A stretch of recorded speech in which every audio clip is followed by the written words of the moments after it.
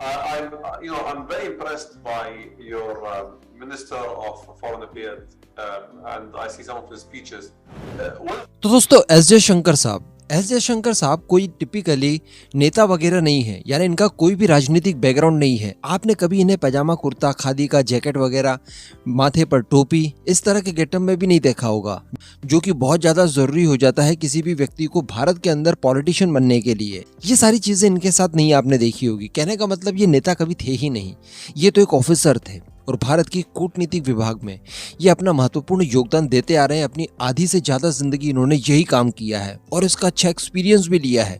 कई सारी भाषाएं जानते हैं, दुनिया भर के माहौल को अच्छे से जानते हैं, उसके ऊपर अच्छी पकड़ रखते हैं। कई अलग अलग देशों में भारत को रिप्रेजेंट कर चुके हैं। अभी जब भारत के अंदर विदेश मंत्री बनाने की बारी आई, कोई योग्य व्यक्ति इस लायक नहीं मिला, तो एस जयशंकर जी का नाम फाइनलाइज किया गया। उस समय कई लोगों को थोड़ी सी प्रॉब्लम जरूर हुई थी, लेकिन ये सारी चीजें उन्होंने अपने गुणों की वजह से दरकिनार करवा दी। यानी जो उनके शुरुआती आलोचक रहे हैं, आज वो भी एस जयशंकर साहब की तारीफ करने के लिए मजबूर हो जाते हैं। ये उनका व्यक्तित्व ही है। अभी कुछ ही समय पहले उन्होंने संसद में एक बयान दिया था कि एक देश है जिसने रशिया यूक्रेन वॉर शुरू हो जाने के बाद मुझसे मुलाकात की और बड़े गर्व से कहा कि देखिए, हमने हमारे स्टूडेंट्स को बाहर निकालने के लिए, हमारे लोगों को यूक्रेन से बाहर निकालने के लिए पूरे 2 प्लेन भरकर वहां से सकुशल वापस आए।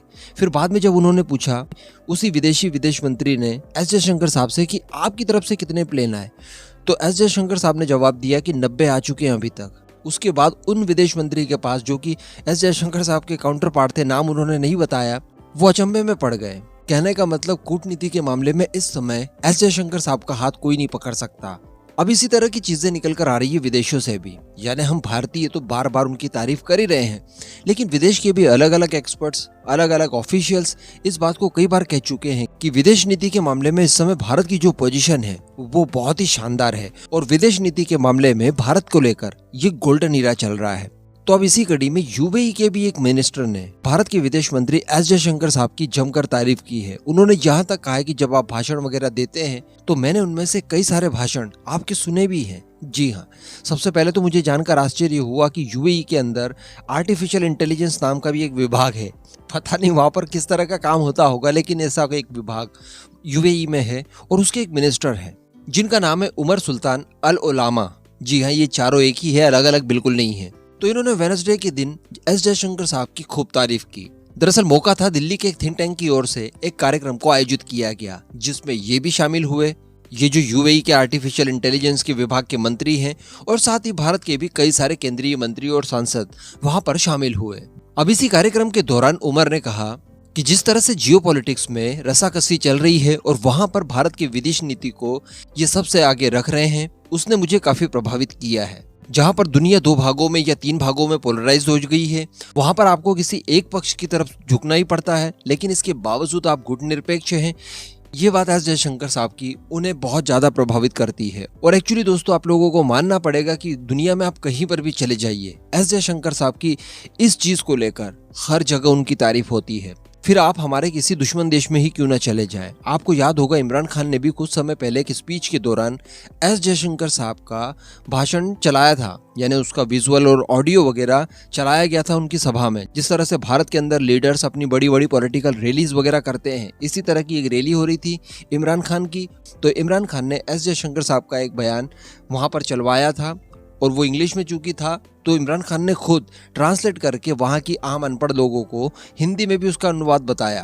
तो खैर अब वापस भारत आते हैं। तो ये जो कार्यक्रम हुआ था, जहां पर यूएई के आर्टिफिशियल इंटेलिजेंस विभाग के मिनिस्टर शामिल थे, भारत की तरफ से भी कई सारे मिनिस्टर और सांसद शामिल थे, और यहाँ पर उमर ने सीधे एस जयशंकर साहब से यही पूछ लिया कि जियोपॉलिटिक्स के मामलों को लेकर आप किस तरह से हैंडल करते हैं। एग्जाम्पल के तौर पर उन्होंने आगे ये कहा कि जैसे भारत यूएई के साथ मिलकर काम करता है, लेकिन इसका मतलब ये बिल्कुल भी नहीं है कि भारत अमेरिका के साथ काम नहीं करता।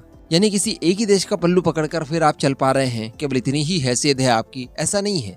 आप अलग अलग कई मुद्दों पर कई सारे अलग अलग दुनिया के देशों के साथ मिलकर काम कर रहे हैं। एग्जाम्पल के तौर पर उन्होंने I2U2 का नाम लिया, यानी भारत, इजराइल, यूएई और यूएसए, जिसमें कई सारे देश हैं और कई सारे देशों के साथ आप बायलैटरली भी बहुत ही अच्छा काम कर रहे हैं कई सारी अलग अलग फील्ड में। तो ये सब आप कैसे कर पाते हैं? तो कहने का मतलब एस जयशंकर साहब की तारीफें अगर दुनिया के दूसरे देश करने के लिए विवश हो गए हैं तो डेफिनेटली वो भारत के लिए एक सही चॉइस है। तो फिर चाहे एस जयशंकर साहब ने अमेरिका के अंदर खड़े होकर अमेरिका के अथॉरिटीज के सामने ये कहा हो कि आप हमसे ऑयल के बारे में क्यों पूछते हैं, हम तो रशिया से एक महीने में जितना ऑयल खरीदते हैं उतना ऑयल तो यूरोप दोपहर तक खरीद लेता है, या फिर अमेरिका को पहली बार इस तरह से खुले शब्दों में कहना कि चूंकि आप हमें हथियार नहीं देते थे, वेस्टर्न कंट्रीज हमें हथियार नहीं देती थी, तो हमारी मजबूरी थी कि हम रशिया से हथियार खरीदें। तो आप इन सारी चीजों के ऊपर कभी गौर कीजिएगा। इस तरह के बयान वगैरह भारत पहले नहीं दिया करता था, ये केवल एस जयशंकर साहब के कार्यकाल से ही शुरू हुआ है। और सबसे बड़ी बात है कि इस तरह के बयान देने के बाद में आपके ऊपर बहुत जोखिम होते हैं। कई सारे जोखिम हम लोगों ने एक्चुअली लिए भी और उसका सामना भी कर रहे हैं, लेकिन फिर भी उनका ज्यादा इम्पैक्ट भारत के ऊपर न पड़े, वही तो होती है आपकी कूटनीति। और उसके लिए एस जयशंकर साहब यकीनन पूरी तरह से खरे उतरे हैं, भारत का पक्ष मजबूती से रखते हैं, दुश्मनों का सफाया भी करते हैं, लेकिन इन सब के बावजूद भारत के ऊपर ज्यादा आंच नहीं आती। इसी को बोलते हैं कूटनीति, और उसी के माहिर खिलाड़ी हैं एस जयशंकर साहब। इस पूरे मुद्दे पर आपका जो भी मानना हो नीचे कमेंट करके जरूर बताइएगा।